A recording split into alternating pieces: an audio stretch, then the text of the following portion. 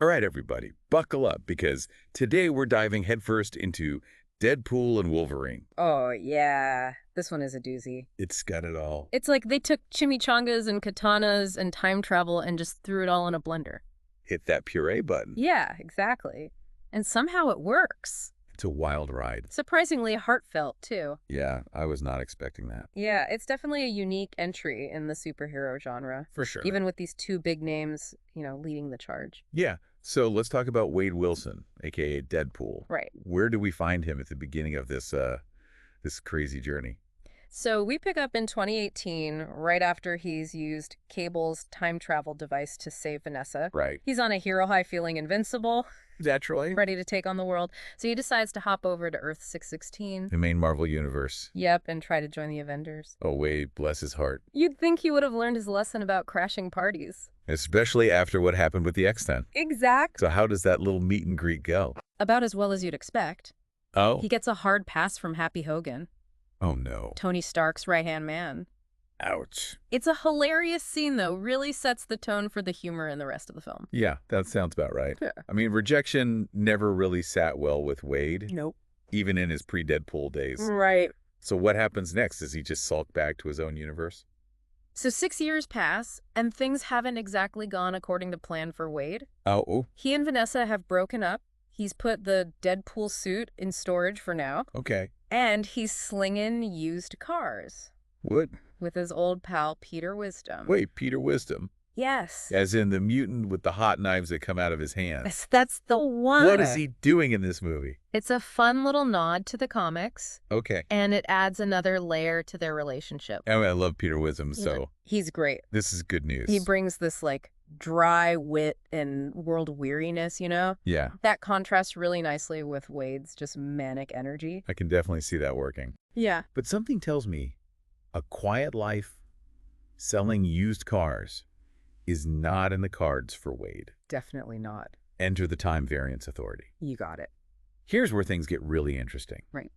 Why is the TVA interested in a seemingly retired, washed-up Deadpool? Because his timeline is starting to unravel. And it all has to do with the death of Wolverine. Oh, right, because in this universe, Logan's already dead. Exactly. Right. And as it turns out, he was like a stabilizing anchor for Wade's timeline. Wait, stabilizing anchor, what does that even mean? It's a bit of a head scratcher. Okay. The film doesn't fully explain it, which is one of my gripes with the story. Okay. But basically, certain individuals, because of their impact on the timeline, Right. they act as anchors to prevent reality from just going haywire. Okay. And Logan, for whatever reason, was one of those anchors for Wade. So the TVA wants to fix this timeline glitch. Right. What's their solution? So their solution is extreme. Okay. They have this device called a time ripper, and they want to use it to accelerate the collapse of Wade's timeline. So like hitting the reset button? Basically wiping it all clean. And I'm guessing Deadpool being Deadpool is not a fan of this plan. You know Wade better than that. Right. He swipes their tempad. Which is, It's basically a time travel remote control.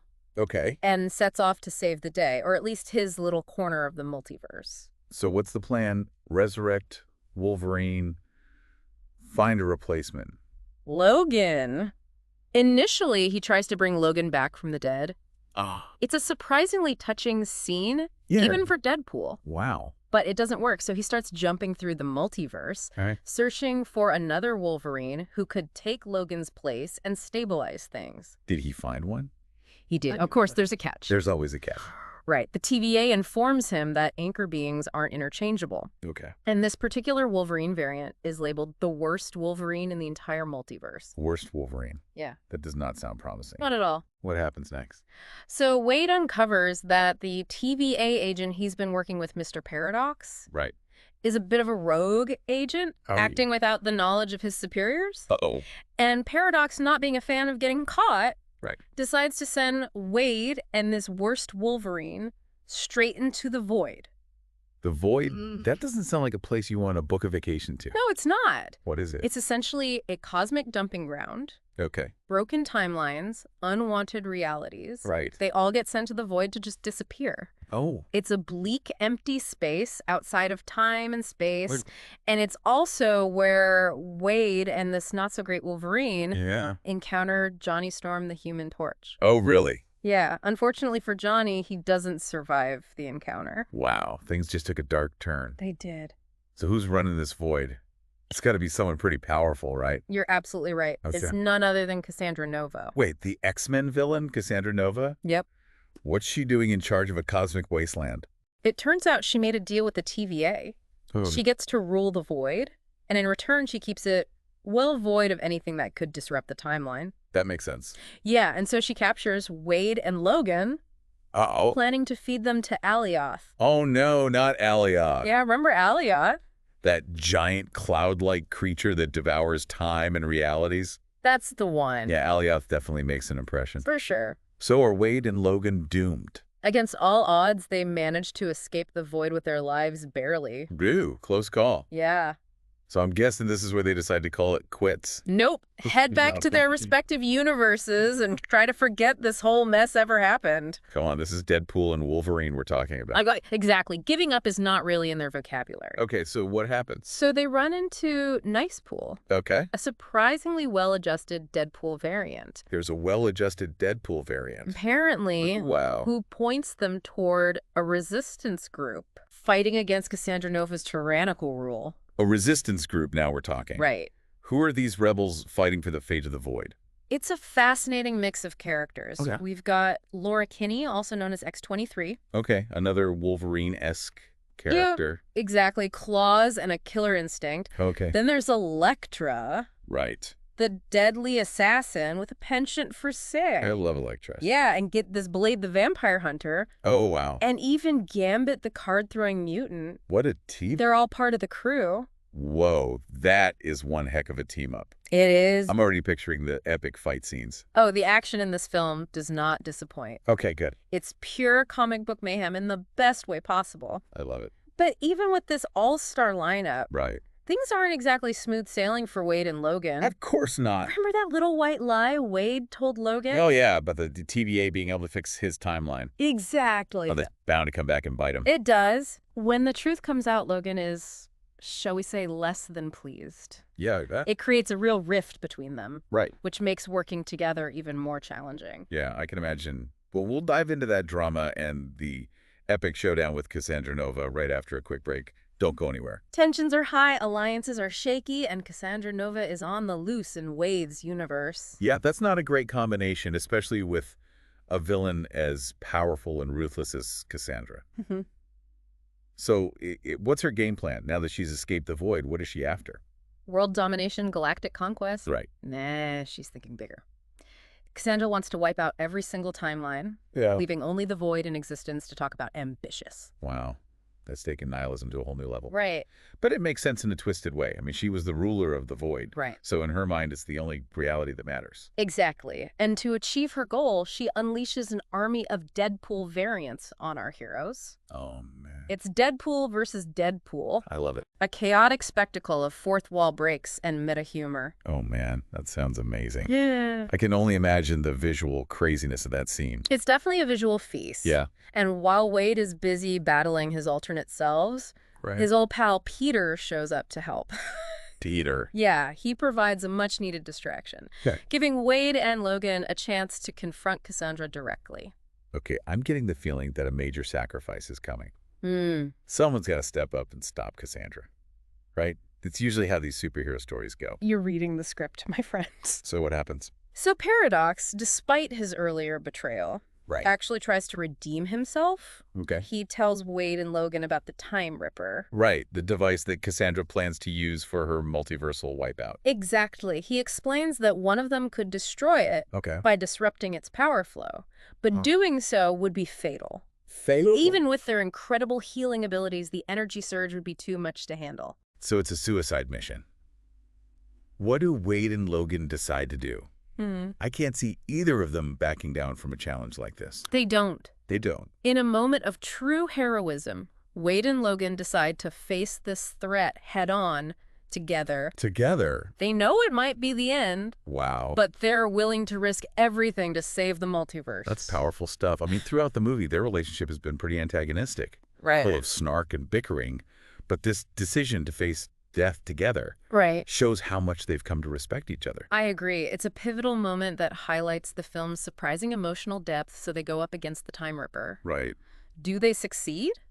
Come on. Well, it's a close call, but they manage to destroy the device, taking Cassandra down with it. Okay. The resulting explosion is massive. Right. And for a moment, it seems like both heroes have perished. Oh, man. Come on. Don't leave us hanging. Did they actually bite the dust? They did not. Turns out, by sharing the burden of destroying the Time Ripper, they lessen the impact on each of them, Right. allowing their healing factors to kick in and save the day. Okay. I'll admit that's a bit of a convenient plot device. Yeah. But, hey, I'm not complaining. I'm glad they both survived. Me too. So the multiverse is safe, Cassandra is gone, and Wade and Logan are alive, albeit a little worse for wear. Right. So what happens in the aftermath? Well, the TVA arrives on the scene, Okay. and Hunter B-15, the agent we met earlier, arrests Paradox for his rogue actions. Right. She actually commends Wade and Logan for saving Earth 1005 and preventing its destruction. Wait, so Paradox gets arrested, but Wade and Logan get a pat on the back? That seems a little unfair. Well, they did break a lot of time travel rules Okay. and cause quite a bit of interdimensional mayhem. Yeah. But I think Hunter B-15 recognized that their hearts were in the right place, Okay. even if their methods were a bit unorthodox. It's true. So what about Logan? Is he stuck in Wade's universe now? It's possible Wade asks Hunter B-15 to alter Logan's past so he can return to his own timeline, Okay. but she explains that it's simply not possible. Right. It's that very history, as tragic as it might be, that shaped Logan into the hero he is. Right. Changing the past could have unpredictable and potentially disastrous consequences. That makes sense. Yeah. It's a classic time travel dilemma. Right. You can't just go around changing the past without considering the ripple effects. Exactly. So what's Logan's decision? Hunter B-15 gives Logan a choice. He can stay in Wade's world, or he can return to the Void. He chooses to stay, hinting at the possibility of more adventures with Wade in the future. That sounds like a great setup for a sequel. It does, doesn't it? But before we get ahead of ourselves, let's talk about how this film wraps up. We see Wade reuniting with Vanessa, Oh. which is a heartwarming moment that shows that even amidst all the chaos and destruction, love can endure. Yeah. And then in a final scene, we see Wade introducing Logan to his friends, suggesting that these two unlikely allies might just become a regular team. It's an ending that leaves you feeling optimistic and entertained. It does. It's a classic buddy cop formula, but with a superhero twist. I'm eager to hear your final thoughts on Deadpool and Wolverine. What worked for you and what didn't quite hit the mark? It's a wild ride from start to finish, that's for sure, but beyond the action and the laughs, Deadpool and Wolverine also manages to sneak in some surprisingly heartfelt moments. What really stood out to me was the chemistry between Ryan Reynolds and Hugh Jackman. Oh, for sure. They bring so much energy and personality to their roles, and you can tell they're having a blast playing off each other. Yeah, you really can. I mean, Ryan Reynolds IS Deadpool at this point. Yeah, he really is. He completely embodies the character's irreverent humor. The fourth wall breaking the sheer chaotic energy. Right. And then you have Hugh Jackman bringing a gravitas to Wolverine that's both intimidating and, dare I say, endearing. Oh, totally. You can see the weight of Logan's long life etched on his face. The weariness of a man who's seen too much. It's a performance that resonates on a deeper level.